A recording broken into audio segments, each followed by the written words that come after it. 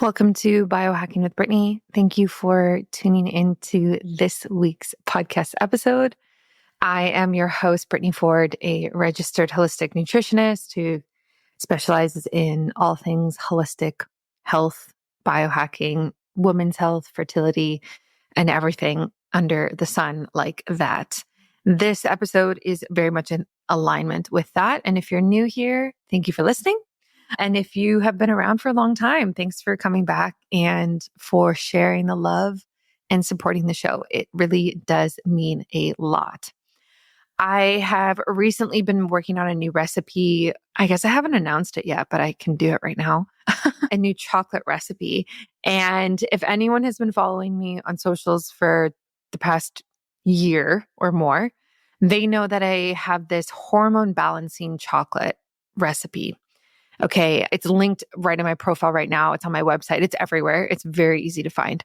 And essentially, it's this homemade paleo keto chocolate that you can make that has specific ingredients in it that are functional. And what that means is that these ingredients do more than what a typical food ingredient might do. So, for example, there are adaptogens in it that can really help to balance our hormones, help to bring estrogen down, progesterone up, cortisol down, that type of thing. And so I made this hormone balancing chocolate last year and I shared it, and it's got so many downloads. So that's a free recipe on my website. If you ever want it, go for it. And then I recently was like, okay, well, like, what if we can make it a little more specific and we can make fertility chocolate, fertility boosting chocolate. And so that's what I've been playing with in the kitchen in the last week. I have finally tweaked the recipe to make sense, to have ingredients in it that have like scientifically been proven to support fertility. And so I am now releasing that. So look out for that if you're interested. Again, it's a free download. It's a free recipe. And the point is that you can make this at home. You can have a little piece a day and you can support your health, your preconception health, fertility hormones through food. And so much so, like last year, I was actually considering, and I mean, maybe I will do this at one point. I don't know. Oh, I always go back to this. I would actually love to create a line of chocolate that does this. Okay. That is this like functional line of chocolate that does more. I was in the works of this last year. This was before I was pregnant. And I was going to have this partner and I would have to invest a ton of money. And essentially, it just didn't feel like the right timing because I didn't know if I was going to be able to get pregnant and what that would mean. And lo and behold, we got pregnant right away. And then we moved and all of these things. So maybe that's something that is going to come in the future. But I imagine that these would kind of be the products. So it would be like a chocolate bar that I would send you. And there would be one that would be hormone balancing. And that would be for all of the girls out there who have irregular menstrual cycles or PCOS or endometriosis or even menopause. Although I'd love to make a separate menopause chocolate. And then there would be like the fertility one, the pregnancy one, the postpartum one. And all of them would actually be focused on like health. Like, how do we alleviate the symptoms associated with this certain condition? And maybe we'd have a men's health one too. But yeah, that's kind of what I wanted to do. And so funny. I mean, I don't know if they listened to this show, but about a month ago, I got this email from a company, from this guy who's like, hey, I saw your hormone balancing chocolate last year and I decided to make a product out of it. So he essentially took my idea and made a business out of it, which, you can do. I don't own the idea. Anyway, so I like get this email and he's like, he wants me to be involved. And I was like, okay, like send me your product or like send me your ingredients, not even send me your product. Let me just look at this thing first. Sends me his ingredients and it is nothing I would ever put my name on. Okay. And if you're listening and you're that person who sent me that email, kudos to you for like taking something and making something out of nothing and bringing something to fruition. However, you have to understand, like when you're dealing with the audience of the people who would ever buy something that is like functional chocolate, they are going to be so picky and they're going to have such a high knowledge of ingredients. So you can't have a milk chocolate bar. You can't have soy in it. Like, these like simple things, cane sugar, like you can't sweeten the bar with cane sugar. So I saw the ingredients and I was like, there's no way I would ever touch this. So anyway, that's just to say that like people take your ideas and run with it. And it's not how I would do it if I was ever going to build a physical chocolate bar company. It would be like the cleanest of the clean, keto, paleo, organic. My gosh, like the standards would be so high because I would want it to actually support people's health and not cause any issues, blood sugar issues, whatever it might be, or dairy, things like that. So that is always on my website. Look out for the fertility boosting version coming out this week. If it's not out already by the time you're listening to this, go download that. That one's really yummy. It's really good. I mean, both are really good. So just try them out and let me know what you think. Okay, today's episode is all about weight loss resistance, which is something really interesting. Like I actually didn't know much about this before diving into this episode with Bridget. And she is a functional diagnostic nutrition practitioner. And she really knows a lot about this space. We also talk about her son's mental health crisis and how she's been able to help him through functional nutrition. We talk about minerals, metabolism, mental health, microbiome, all of these types of things. And so it's a really interesting, intriguing episode. And I loved having her on the show. And a quick shout out to the partners of this week, Mimeo. I love Mimeo. I was talking about them just the other day to a friend of mine. They are a company that focuses on how to mimic the really, really key cellular turnover ingredients ingredients in our body. And so Mimeo is like a mimics. It has 4 different biomimetic ingredients in it. So biomimetic means that it mimics these things that are already in our body. And what this does is it helps with cellular turnover, cleaning up, think about like deep cleaning, spring cleaning, cleaning out your closet. It's basically what it does for your cells. And it mimics a 36-hour fast, which is wild. So if you don't want to fast, but you want the benefits, Mimeo is your way to go. If you care about longevity, which we should all care about at this point, Mimeo is your way to go as well. That is MIMIO. And use my discount code biohacking Brittany so you don't have to pay full price, because none of us like paying full price, okay? We all like a little discount, so go for it. And a shout out to Bioptimizers. They have such a good range of products. And I was actually just looking at a new product. Well, it's not actually new. It's new to me because I haven't taken it before. But they have this product called HCl Breakthrough. And this is for all of the people who have low stomach acid. I have also recently posted about this, and I was shook when I saw how many people responded to my Instagram story about this.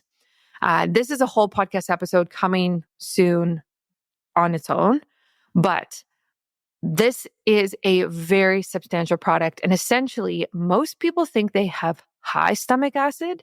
So they get that kind of like acid reflux up through their throat. And they think, oh, I have too much stomach acid.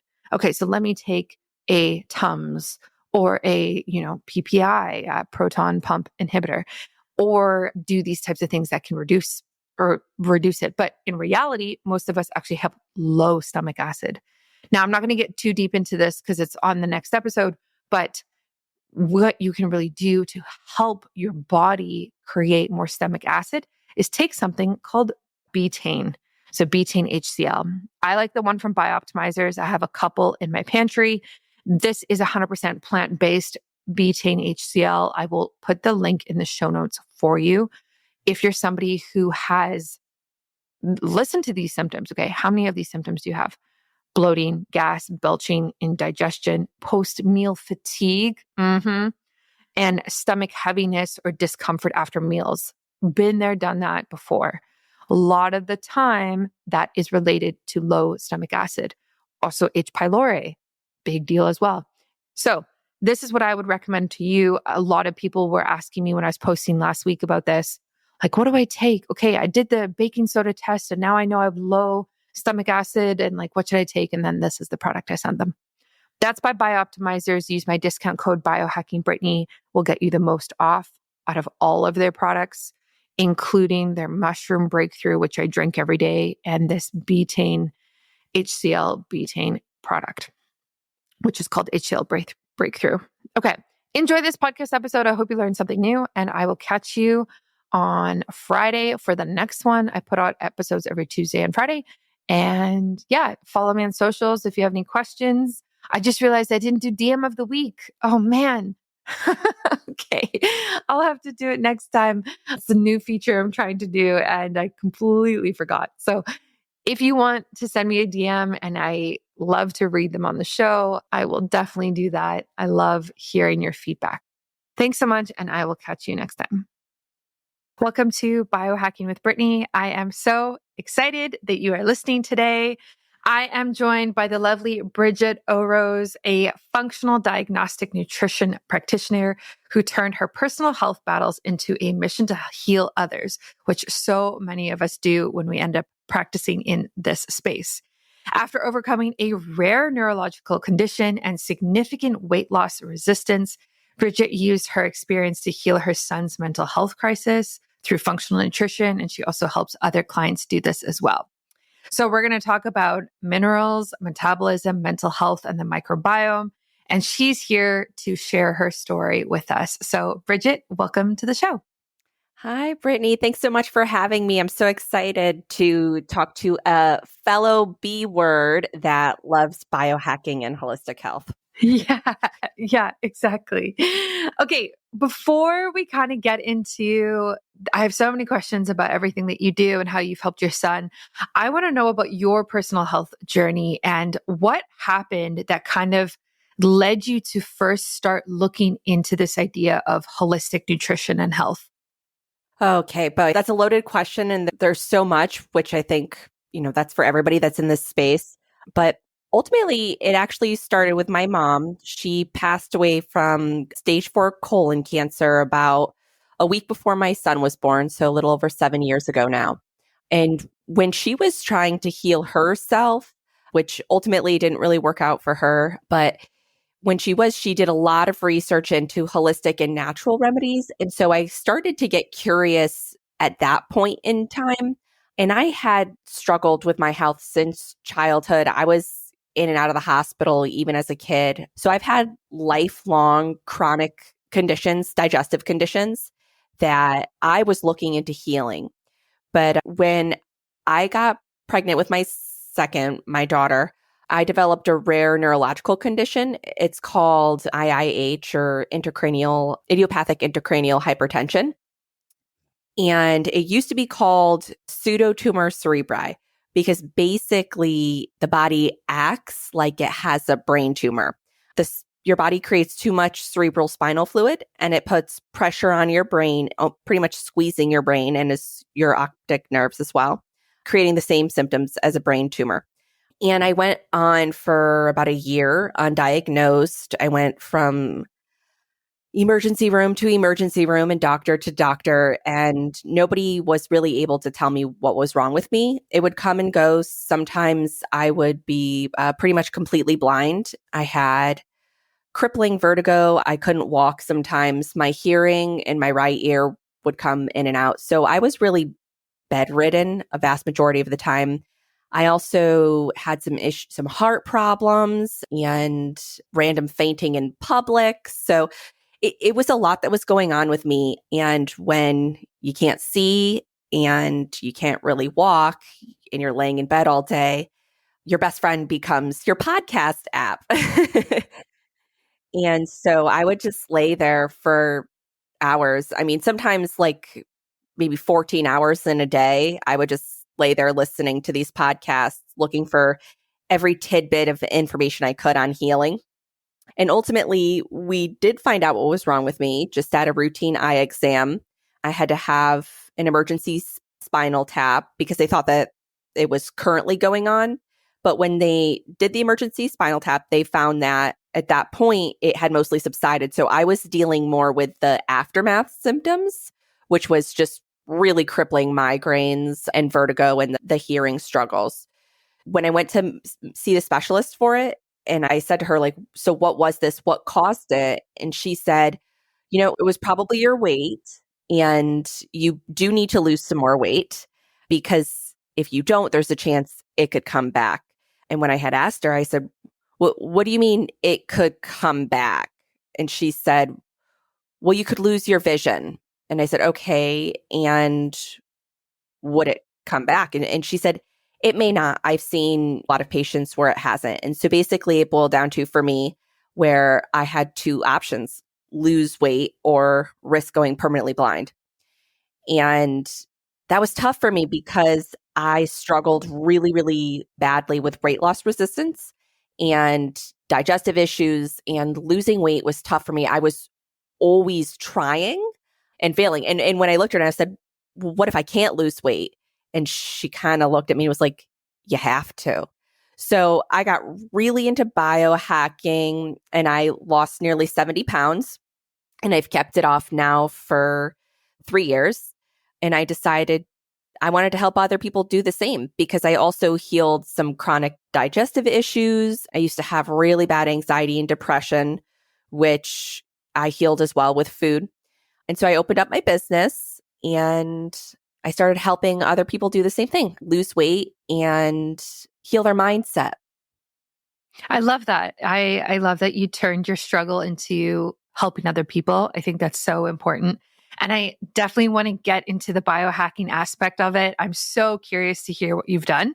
But first and foremost, for those people who might not understand this idea of weight loss resistance, how do you define that? And how does that impact people like you who might have these like underlying health issues?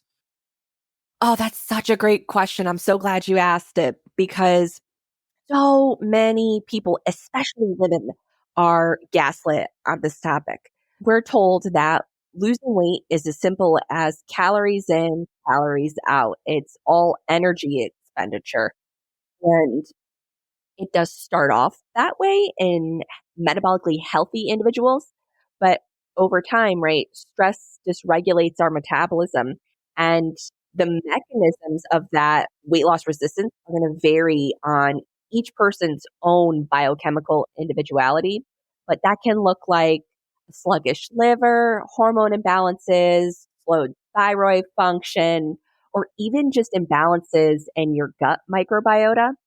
And so people that have this metabolic dysfunction will find that they exercise, they eat healthy, they watch their calories, but the scale won't budge, or maybe it'll budge a little bit, but then they'll hit this wall and they won't be able to move past it.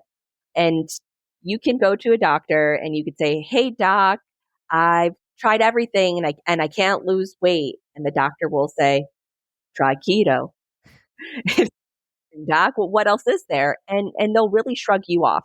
And so I found this niche and I found this population of people that were just like me, incredibly lonely, felt really gaslit. And I decided that I wanted to serve them and help figure out the root causes of their metabolic dysfunction, because it's ultimately going to be different from what mine were, right? Yeah. Yeah. I love that. And I love how personalized your approach is. I think that's really, really important. So, when your doctor said to you, like, no, you have to lose weight, like this is required of you. And also just like putting that fear in you of, hey, this condition might come back. It might come back worse. Where did you go from there? Was it, okay, I'm going to tackle my diet first? Or was it the biohacking? Like, how did that kind of all transcribe? I just started just trying everything that I could, every biohack, every trick, every different diet. And I figured out what worked for me ultimately. I just knew at the time I had a little baby daughter. I think she was 6 weeks old when I was diagnosed.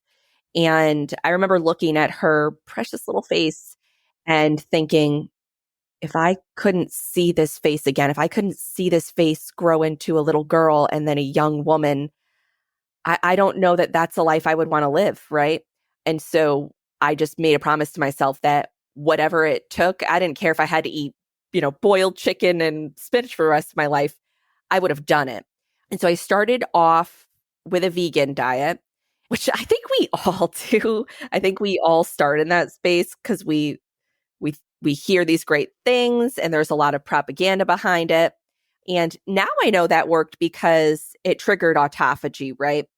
That process, which, the body eats itself and it triggers that recycling and we can get rid of old cells.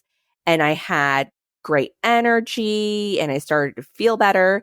But then with a lot of people that have tried a vegan diet over time, right, it stopped working. So the next step for me was I started researching circadian biology because at the time, before I got into all of this, I was restaurant manager and I worked a lot of nights. And the concept that maybe me eating after dark for all of these years could have been an issue. And so I started hacking my circadian biology and only eating while the sun was up.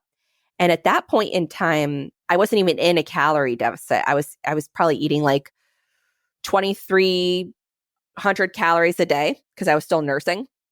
And I started losing around 4 pounds a week the first month that I hacked my circadian biology. And I was like, okay, I'm on to something.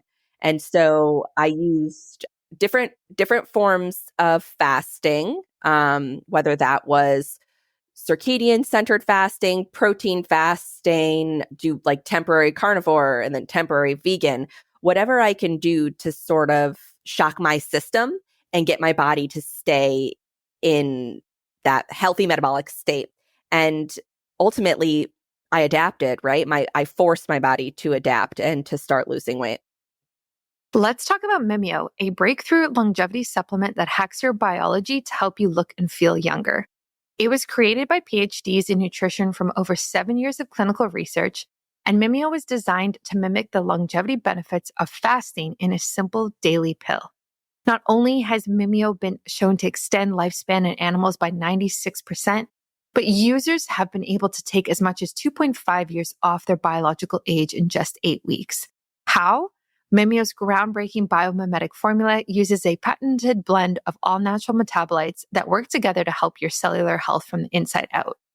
First, there's OEA, which is a metabolic supercharger clinically proven to help control appetite and promote fat metabolism, so you can crush those cravings and silence food noise throughout the day.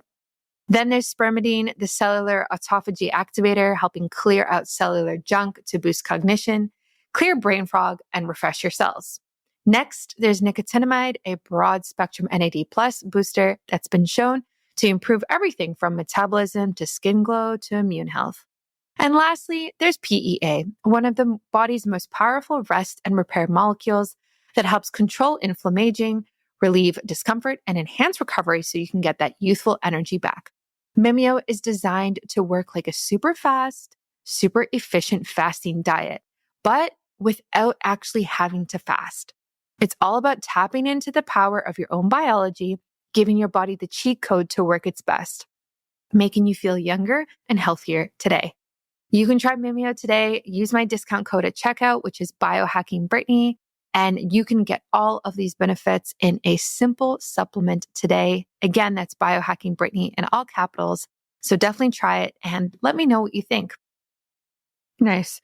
Yeah, I think that's really interesting. Like fasting is such a key component there, as well as like the sleep circadian rhythm and really just leaning into the lifestyle aspect of it. So not just like calories in, calories out, like you said previously, but how does my lifestyle impact my weight beyond just exercising and that type of thing?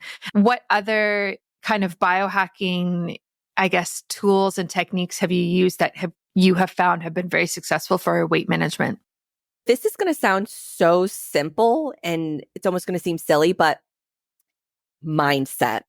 And it is a hack. And hacking our mindset and our relationship with food and how we think about eating, where we see food as, reward and comfort and not fuel and medicine, which is ultimately what it was designed to be. So the first space that I always start at, with my clients, because that was another space where I saw a lot of results for myself, is working on that mindset piece, what do we think when we see a food, especially if it's a junk food, right? So, if we see a donut and we want the donut, I think a lot of us have been programmed by diet culture to see that and say, no, I can't have that. It's not on my diet. Or I can't have that. It's bad for me. And that line of thinking, we really trap ourselves. And it puts us in what I call the can't cage. And when you put somebody in a cage, there's only two options, right? Either they're going to kick down the door and run away, or they're going to pace back and forth and wait till you're not paying attention, and they're going to kick down the door and run away anyways, right? So dealing with that piece, and instead of saying, I can't have that, say, I can have that internal dialogue. I could have that, but right now I don't want to. I want to choose health. And so working on that mindset piece is huge. And then, of course, all of those big biohacks, right? Looking at cycling, looking at things like feast famine, where you go from eating a lot to fasting, or just doing a protein fast where just 2 days out of the week, you're having just protein, but making sure that you're hitting your calories and cycling in various ways. And it's going to depend on each individual, right? Like I have clients that have autoimmune conditions where I wouldn't recommend such aggressive protein fasting, but something in that range. Also, your standard sauna detoxing is huge. Healing your gut, right? Making sure that you don't have that gut permeability and making sure that you have enough healthy gut bacteria to break down carbs as they come in. Red light therapy, anything that's going to trigger that autophagy process ultimately is what's going to help improve your cellular metabolism and therefore your metabolism as a whole, if that makes sense. Yeah, everything you said makes sense. And I think I've probably done all of it myself here and there throughout life. And as a biohacker, it's kind of like what you dabble in. But I'm curious for the people listening. And I just think of some of my friends, for example, who they might not have a underlying current health condition that they are super aware of, or they might not have one at all, but their weight is something that potentially is increasing, let's say every year.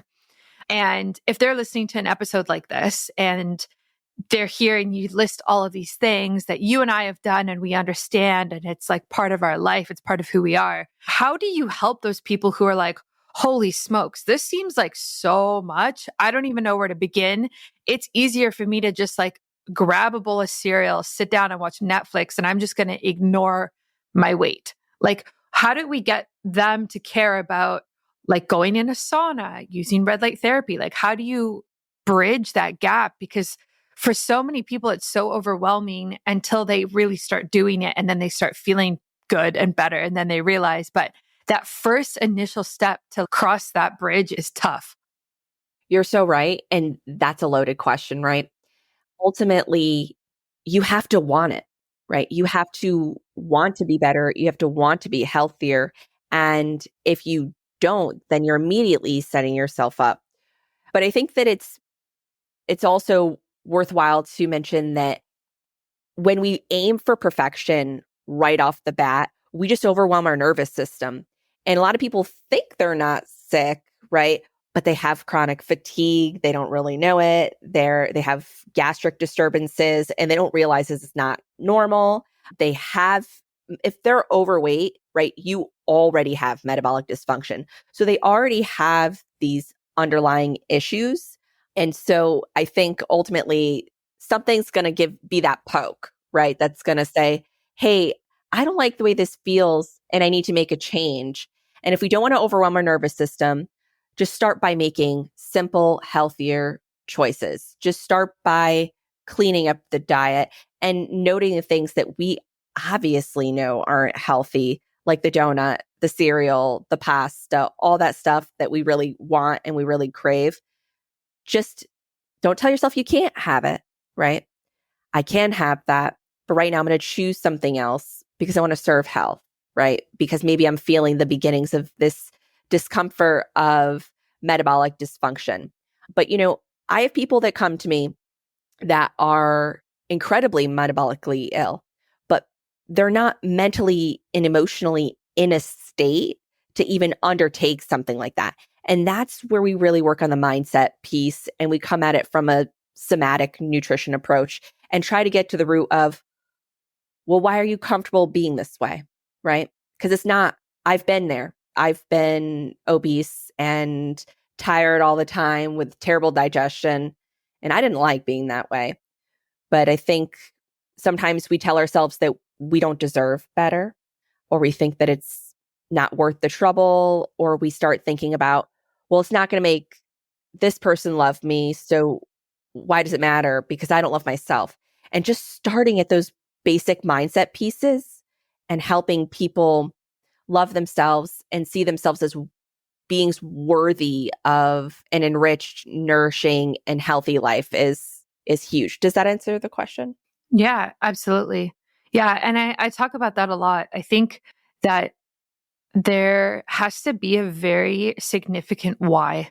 And it's exactly what you're saying is like, why do you want this? And this is applicable for everything though, like not just weight loss and weight management. It's applicable for anything, like even just like picking to go to the gym or showing up at work or going to bed early, like those simplest things, like there has to be a big enough why.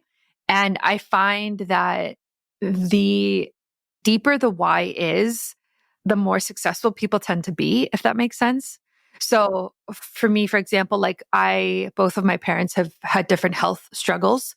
And a massive part of my why is like, I don't want to be like that when I'm in my 60s. What can I do today so that I'm not there in 30 years? And it's extremely motivating when you see so close to you how little decisions add up over time and can create very like negative results, relying on medications, not able to like go for a walk without having your heart rate be raised so high and being out of breath, like things like that. So it's very motivating for me, but I think people need that. I also think that there is an aspect of like self-love to this as well, of sometimes there might be how do I like say this? Like there might be a bit of like disregard for yourself and like you don't care, right? Like you don't care what size you are. You don't care how healthy you are. It doesn't matter. It's not going to impact things anyway. Like that kind of like negative attitude, I guess. I don't know if you see that with clients, but I definitely have a couple of friends like that where they think it doesn't matter. And it's hard for me to be like, to explain to them, like, yeah, it does matter. Like, I want you to love yourself enough so that you actually take care of yourself. That's a really great point there. So the people that I primarily work with are people that, I do deal with weight loss quite a bit, and that was foundationally what I did. But I work primarily with people with chronic illnesses right now and that have a lot of mental health struggles in addition to chronic illnesses and metabolic dysfunction. I found very early on in my business that people that came to me that were purely aesthetically driven, that just wanted to lose weight to feel like they looked better in a bikini, they weren't successful. But the people that came to me that said, hey, this is life or death. I got kids I need to live for. Those are the people that have lost 100 plus pounds with me.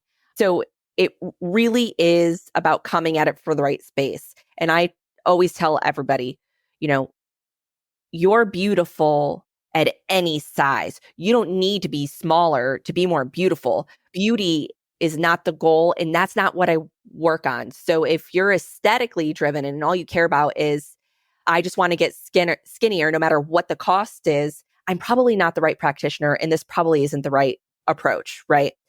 But when you're coming at it from a space of, I just want to be healthier, I want to be better, I want to feel better, maybe my weight will normalize as a byproduct, and that would feel great, right? If I start to like the way I feel in my clothes a little bit better, sure. But I don't like to, really preach on that deservability piece where it's like you have to be thin in order to deserve health, right? I have clients where, and even myself, right?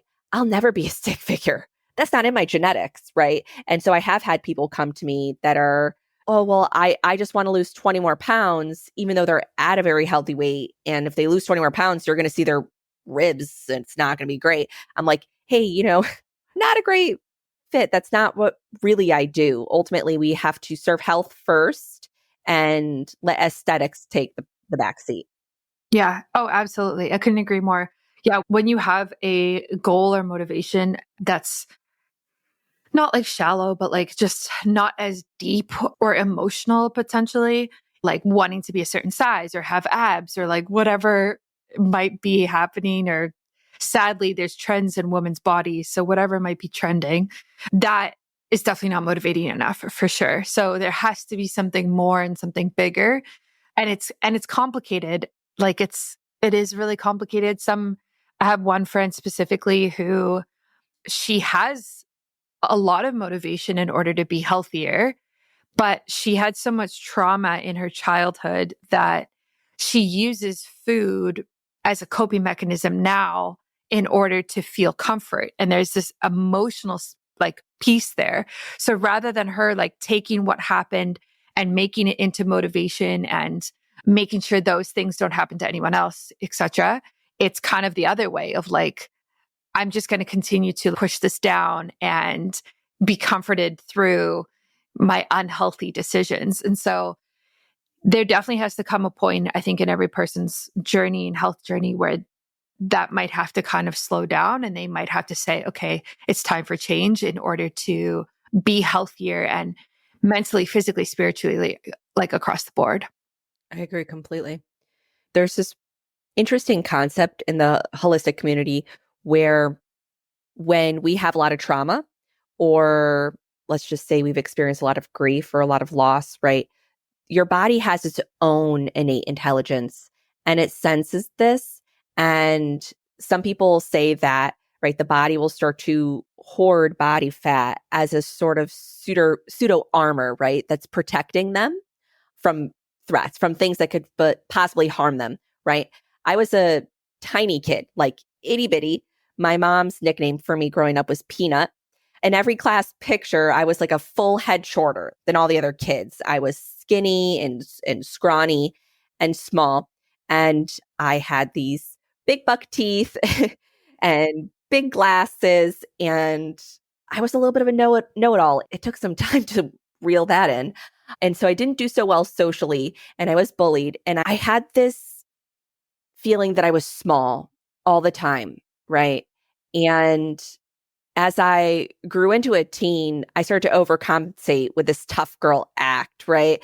I got all these tattoos my older teen years and I tried to pretend to be this like big bad girl. And it was really protecting myself from that scared small little girl inside. And so there was that for me, I felt this subconscious piece, this subconscious space where I wanted to make myself bigger. And even though I wasn't really eating all that unhealthily for a lot of my adult life where I was trying to lose weight, my body wasn't ready to let go. My body wasn't ready to be that small, helpless little girl again who did have trauma, right? And everybody's going to have their own flavor, especially in my community of people that have metabolic dysfunction and people, specifically women, that have struggled with their weight for years. There's always an emotional component. We see a lot in people that have lost someone. They have difficulty letting go. They have difficulty letting go of material items in their homes, knickknacks, collections. They have difficulty letting go of body weight. So that's where we stop calling it weight loss and we start calling it weight management, because that word loss, it hurts people just to hear it on a subconscious level. Yeah, I like that a lot. And it's also just like, it's weird to think like you have something to lose in general. Like the word, I've heard multiple people say they don't like calling it weight loss anymore. And I think our words are actually very powerful, and weight management, it also sounds easier too. Like I'm managing my weight. Like it sounds easier than weight loss. Like sometimes it just feels very like overwhelming, I guess, for people. And management doesn't necessarily have this like negative losing connotation to it. So I love that you do that as well. I would love to transition a bit and talk about your son's health. Your son went through a health crisis and this influenced your career path and your interests. And I would love for you to kind of dive into that and explain to us the story behind your son's health. Do you have trouble recalling names, dates, or where you left things? I definitely have experienced this. Wouldn't it be nice to feel clear-minded and energized all of the time? I know you want this, and I definitely want this as well. Bioptimizers has created a one-of-a-kind product called Mushroom Breakthrough that can supercharge your brain power. It's packed with highly concentrated mushroom extracts that science shows enhance memory, focus, processing speed, and more. Just one serving contains 5 potent superfoods like collagen and 1.2 pounds of 4 concentrated mushrooms, including lion's mane, reishi, cordyceps, and chaga. This cutting edge blend is a powerful way to rebuild your brain and rewire it for maximum energy, focus, and performance in less than 30 days. After each serving of Mushroom Breakthrough, your ability to memorize and recall information will improve, and you'll get a hefty dose of antioxidants for immune support. On top of these incredible benefits, it's also delicious. It tastes like a rich chocolate elixir. Sip our smooth, delicious drink daily and notice your thinking gets crisp fast. Simply mix it with water or milk and enjoy. Or for a more potent blend, you can mix it with your morning coffee to transform it into a delicious mood-boosting mocha. Don't miss out on the brain-boosting power of this amazing new product. For an exclusive offer for my listeners only, you can go to bioptimizers.com/biohackingbrittany and use code biohackingbrittany at checkout. The great thing about Bioptimizers is that you can try it risk-free and you can use their 365-day money-back guarantee. So head over to bioptimizers.com/biohackingbrittany. Try it now to sharpen your edge and reach your potential. I actually think I'm going to go make a cup right after this. Yeah. My baby boy. I love him so much. So backtracking just a little bit, when I started working with people from a weight management perspective, I started to get a lot of people that were struggling with weight loss resistance where the same old biohacks just weren't working for them. And so I needed to dig a little deeper. And that's where I got into functional diagnostic testing and using lab work to identify healing opportunities, things that are subclinical where your doctor's going to overlook it, but it's a juicy little gem for me to find. And so I joined the AFDNP, the Association of Functional Diagnostic Nutrition Practitioners, and I took the course and I was learning all about functional lab work and how I could better help my clients lose weight. And in the middle of this time space, my then 6-year-old son had a psychotic break. I have goosebumps, just even thinking about it. It was my worst nightmare. It's anybody's worst nightmare. I mean, me going temporarily blind was nothing. It was a walk in the park compared to seeing my son suffer, especially so little at 6. He just wasn't himself, right? He became violently aggressive out of nowhere. And when the school called me and told me about it, even the school psychologist was shocked. She was like, yeah, this isn't like him, right? He's always had a history of having some difficulty sitting still, being a high energy boy. He thinks outside of the box and is a little overly independent in some areas, like his mama. He already had some existing supports within the school. And so the school psychologist knew him well. And when she called me and she told me that, she was like, it's not like him. And then days on top of days started stacking on one another. And it wasn't just a one-off. His behavior escalated in the school. It was completely out of control. I didn't know what to do. I was distraught, right? So I went into my FDN group of other practitioners. And I, for lack of a better term, I basically cried to him. And I was like, you guys, something is wrong. Something's wrong with my son. I don't know why he's acting this way, right? His pupils would dilate. He has beautiful blue eyes. But his pupils would dilate to the point where his eyes were completely black. You couldn't see the blue anymore. And he would just look through you. It's like he wasn't even home.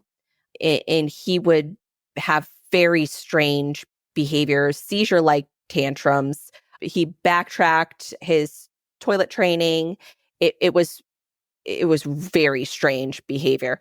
And so I went to the group and I said, there's something going on. My son is a crazy person. Help me.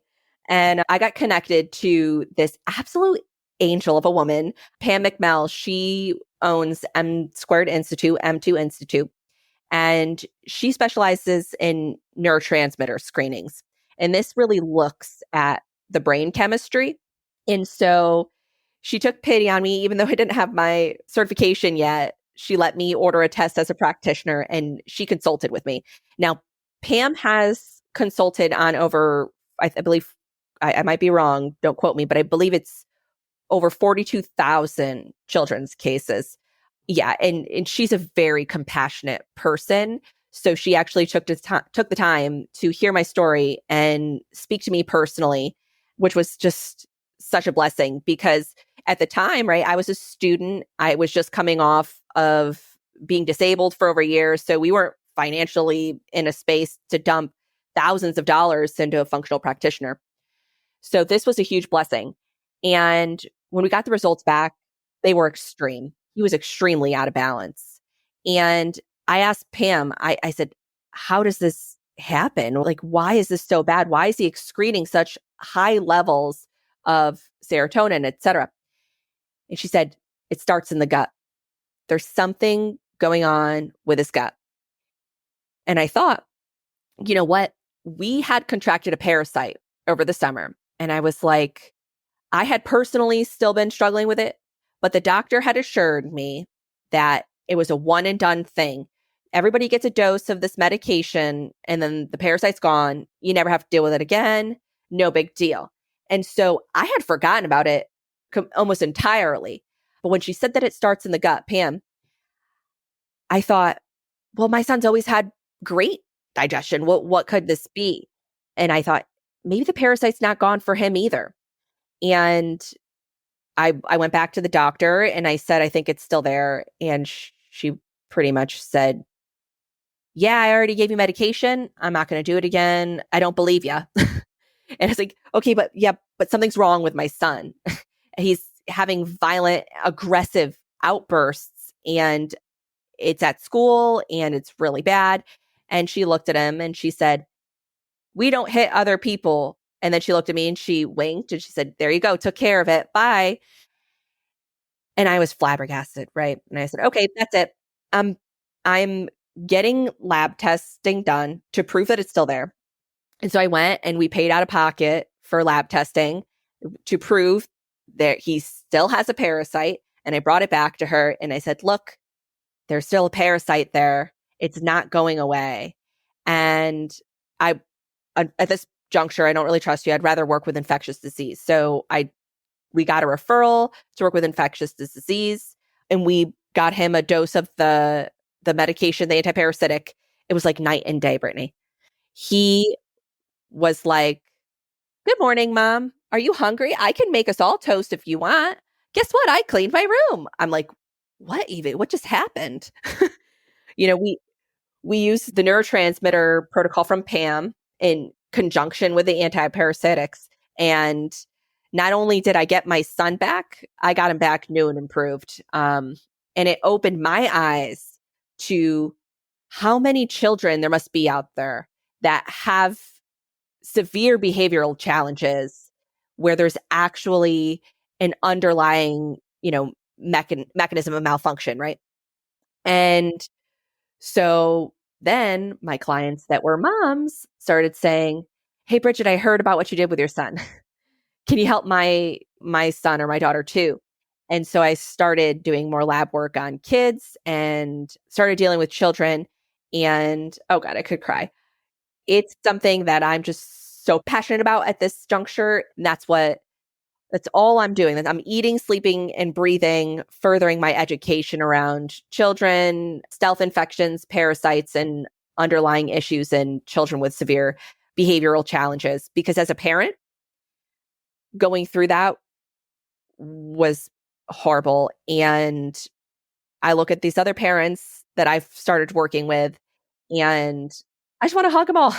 I'm like, okay, we've got to do something. We've got to kind of switch gears here and bring more healing, especially for our children, because our whole country is in a mental health crisis, especially a children's mental health crisis right now. Yeah, that's such a powerful story. Thank you so much for sharing that. And I'm pregnant with my first child, and it's a boy. And I could only imagine how I would feel going through what you've been through, especially someone who like knows about health and then to just like, I mean, I'm just so happy you found answers, right? Like, I'm so happy that you kept digging until you found the right testing that showed, hey, this is actually what's going on here. And you didn't just give up or didn't just put your kid on drugs or like whatever it might be. Like, you actually did so much work. And that is incredible. So good job. I'm just like, kudos to you. I'm so curious why. I mean, we all know mental health is such a big struggle across the board, like you were saying. Why do you think it is on the increase for children specifically? Like, what do you think the factors are that are really pushing that? Well, first of all, I want to say congratulations on your baby boy. Oh my God, I'm so happy for you. Thank you. I know the joy that's in store for you, and it's going to be so beautiful. And you are starting out on an amazing foot, already having the knowledge that you have. So you're going to be such a good mama. Thank you. So yeah, I think you probably already know the answer to this question, but I'm just going to throw it out there. It's nutrition, right? It all starts in the gut. Oh, Dr. Weston Price wrote that fantastic book, Nutrition and Physical Degeneration, where he saw a distinct link between mental illness and poor nutrition in children. And then there's also the Pottinger's cats study, where they found that the cats that were eating the processed diets were more likely to have parasitic infections. So, think about, right, when we look at these bad microbes, for lack of a better term, right, whether that's parasites or candida, fungi, pathogens, any microorganism that we don't want, stealth infections, right? They live off of sugar, right? Even cancer, too, going back to my mom, right? Sugar. And you cannot turn over a product in the store now and it not be loaded with sugar. And in this economy, it takes a 2-parent household, right, to be working. So we have parents that are overworked, tired, busy, and they're feeding their kids frozen stuff, right? Loaded with sugar, preservatives, processed junk, for lack of a better term. And I don't blame them, right? I'm a tired mom too. I get it. But ultimately, it's creating the perfect environment to attract bad microorganisms. And also, right, we synthesize neurotransmitters in our gut, right? And for those that, I don't want to get ahead of the curve here, but for those that don't know what neurotransmitters are, basically they're the chemicals that help to regulate your mood and your energy, right? So when when you were growing up and you heard somebody say, oh, he or she is crazy, they have a chemical imbalance, right? And this is what they say, why you need medications. You need more chemicals to fix your chemical imbalance. They don't bother diagnosing or looking at or running lab work to see what specific chemical imbalance you have anyways, but that's a whole other thing. But right, these neurotransmitters, your serotonin, your dopamine, your GABA, which you need to be calm, that is all synthesized in your gut. So if you're eating a processed diet, you're not going to be able to make healthy neurotransmitters. The other piece, which I feel very passionately about, is the plant-based propaganda that's being pushed. So in order to make neurotransmitters, we need amino acids. And we primarily get our amino acids from animal protein. It's really tough to get enough amino acids from a plant-based diet to synthesize neurotransmitters the way that we need. Depending on that, each individual's own metabolism, because it's not going to be the case for everyone, right? But we have a lot of kids that are not eating enough meat. And even if their parents are trying to feed them meat, we get kids that are adverse to meat too, right? That don't want to eat it. They only want to eat chicken nuggets. I get it. So that's a huge piece too. I agree with you. I think the nutrition is a major aspect. Yeah. I think unfortunately it's like a product of our society, especially just speaking like North American society specifically, or Western society, however you want to call it. It's the lack of proper nutrition. It's the loading of processed food. It's the lack of being outside and outdoors and being active as well. I think it's a lifestyle thing as well. I also probably would say that it's related to screen time and not going to bed at a reasonable hour. Like when I was a kid, I went to bed at like 7:30 for so many years because my parents like forced me to go to bed. And so, you sleep for 12 hours, whatever it was. And yeah, I just like couldn't imagine now being a 10-year-old sitting in my room, scrolling on my iPad, watching YouTube until 10 p.m. or later. And then like that impacting my mental health because who knows what I'm looking at? Who knows? Like I just couldn't imagine having so many outside people, outside voices influence me at such a young age, especially as a female, especially with like body image issues and all of these things. So I think nutrition is a major factor in it, but I also think it's a result of our like very comfortable, always online lifestyle that we all kind of lead now. And when I think of having my kid, I think, wow, this is going to be an uphill battle until that kid is an adult. Is like, I'm going to have to be that parent who's like, no, sorry, you're not having a cell phone until you're 16 or whatever, You're so right. And it's actually something I tend to forget about because I don't allow screens in my house. So I forget what an issue that is sometimes, but it's huge, right?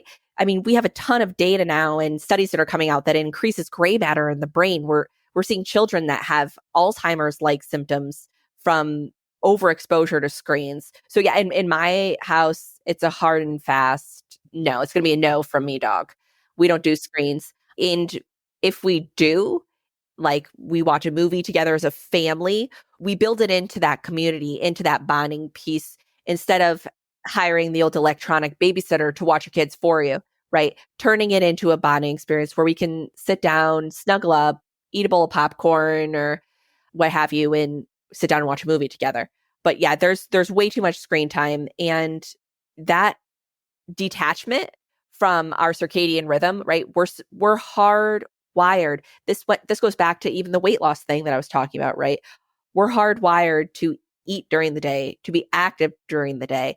Our gastric juices, which break down and digest food, naturally decrease after the sun goes down. So if we're eating after sundown, we're not digesting well. So when we have this artificial lighting, it's pushed us into staying up later, eating later, and there's so many other things. But yeah, ultimately, our detachment from our natural way of living, from our natural environment is by and by the biggest culprit. Yeah. Yeah. And I like what you said there, like about the detachment, because it makes you detached from your body and it makes you detached from your intuition as well. And so, you see it all the time, even with adults who are scrolling on their phone when they're eating. How are you ever going to know if you're full if you're not actually paying attention to how much you've eaten, how quickly you're eating, and are you just finishing what's on your plate versus like tapping into that intuition, your body, how your body's feeling. And it's very hard to do that when you're distracted on your phone, iPad, TV, whatever it is. So yeah, it's all around us. And I feel like it's just going to be an uphill battle. But I also think that I'm so fine and happy to do it because I think the benefits long term for the health of the child is easily outweighs the convenience of let me put this on as a babysitter. Now, mind you, I'm saying this before I have a kid. So we'll see, but I guess hopefully I kind of like stick to it. I mean, at least the first 2 years, because there's research that shows like screen time is very harmful, especially those first 2 years, even on things like eyesight. So I'm just like very cautious about it. But yeah, anyway.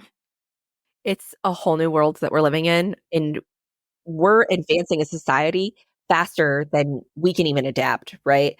And there's this new movement of people moving forward towards connecting back with our natural environments, and wonderful people like you that are sharing messages and raising awareness, because there's a lot of really wonderful parents out there that they just don't know, right? They don't know that it's harming their child's brain and their mental health, which is huge. I see in the children that I work with major, major improvements just from limiting screen time, especially blue light exposure in the evenings. Just switching to a pair of amber colored blue light blockers in the evening makes a huge difference. And of course, just switching the nutrition. I mean, I've seen clinical outcomes in some really scary children's cases just from diet and light exposure alone. Oh, that doesn't surprise me at all. I can totally see how that would happen. Living in that circadian rhythm, eating nutrient dense food, and suddenly a kid is thriving because that's what their bodies are craving. And I think it's impeccable that that's the work that you're doing. And kudos to you again. I just love that. So if people are listening to this and they're like, great, I want to work with this woman. This sounds like awesome. How can they connect with you and where can they find you?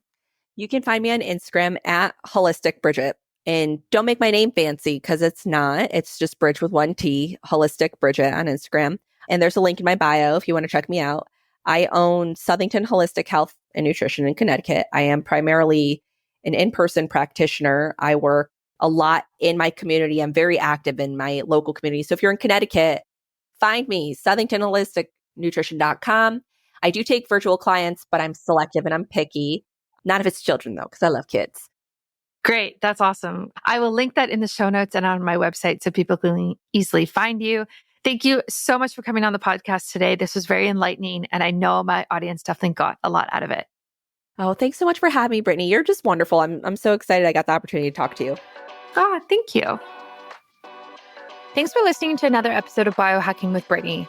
If you're interested in finding the show notes or the sponsors for this episode, you can do so on my website, which is biohackingbrittany.com.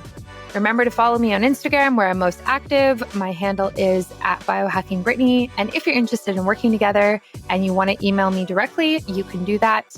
My email is info@biohackingbrittany.com. And I look forward to hearing from you and having you tune in next week.